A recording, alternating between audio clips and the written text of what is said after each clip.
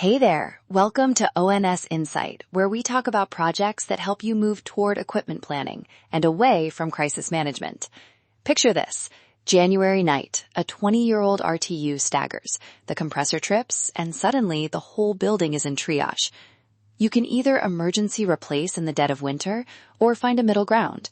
And today, we're talking about that middle ground, hybridizing rooftop packs with heat pump modules or smart staging. And before listeners tune out thinking this is theoretical, I watched one site where a 40K hybrid ad stopped an emergency replace, stretched the unit 5 years, and cut fuel burn enough to pay half the install in avoided gas. Real money.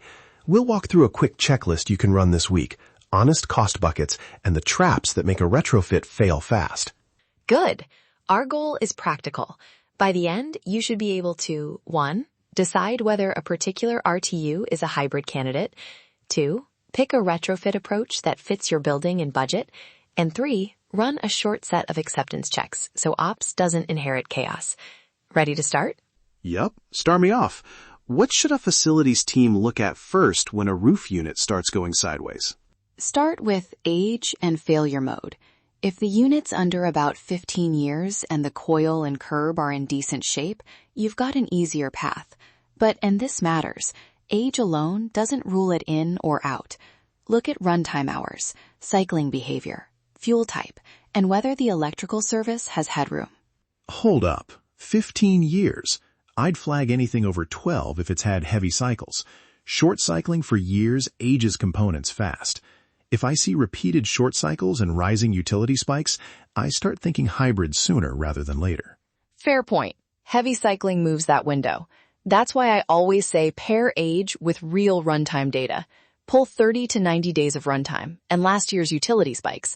That gives you the financial story you need to justify a scoping visit. And don't forget fuel mix. If you're heating with gas and cooling with electricity, a heat pump can shift load and cut fossil use.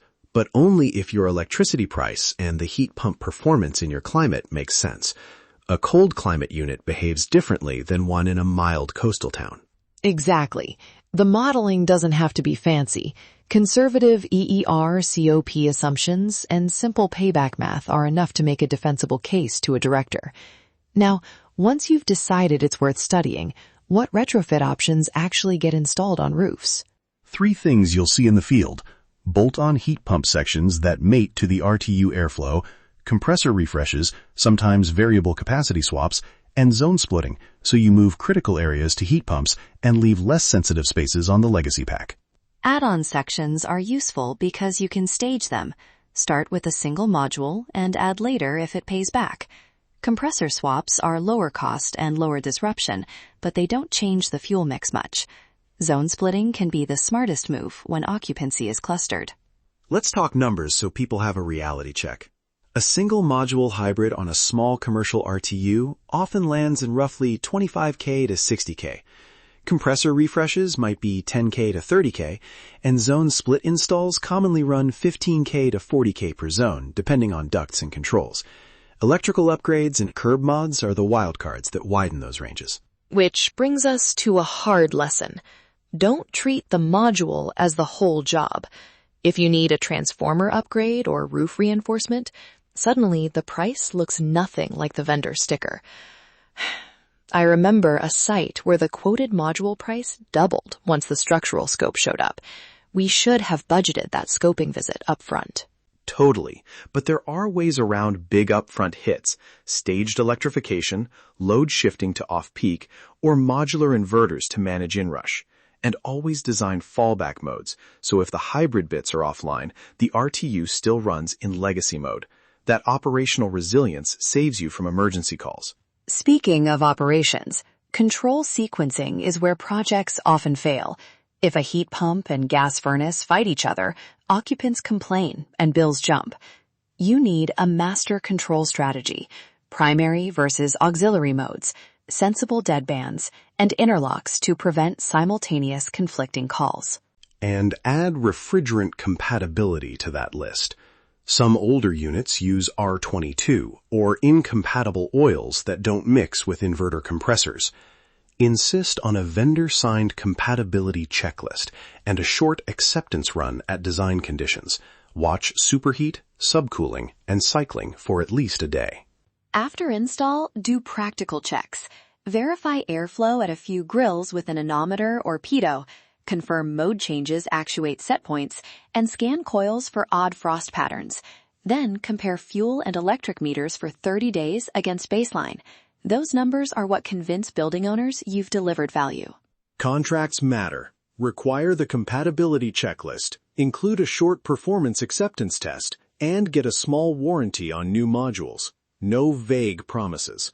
And if cash is the blocker, split the job across seasons, lease modules, or show the avoided emergency replacement cost in a one-page ask.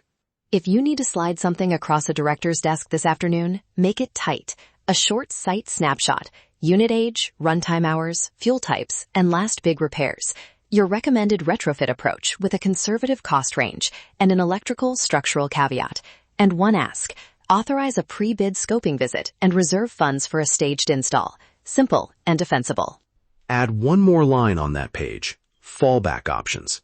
If the scoping shows no headroom, authorize a compressor refresh or an emergency replacement. That shows you've thought through failure modes and prevents a freeze frame we didn't know argument later. Quick recap, short and actionable.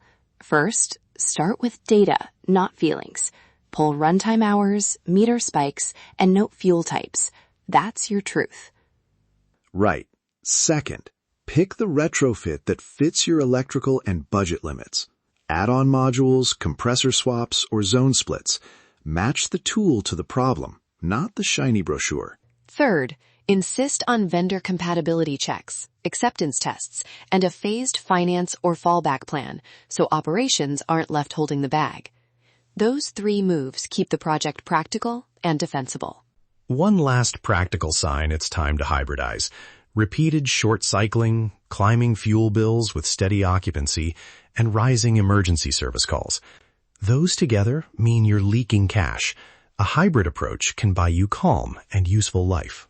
We built a 2-page RTU hybrid checklist, a quick assessment sheet, vendor questions, sample cost buckets, and a 1-page budget ask you can drop into a packet. Download it from the episode page, use it at your scoping meeting, and if you try a retrofit, post the first 30-day before-after numbers on the show page so we can share real results. We actually read those notes. And don't accept vague guarantees. Ask vendors for performance hours, a commissioning plan, and a short warranty on new modules. That tiny detail saves headaches later. Thanks for sticking with us. On-Site Insight, where we provide insight for your on-site. We'll be back with another short tactical episode to help you keep buildings running and budgets predictable. Thanks for listening. We cover the issues important to the unsung heroes of facility management.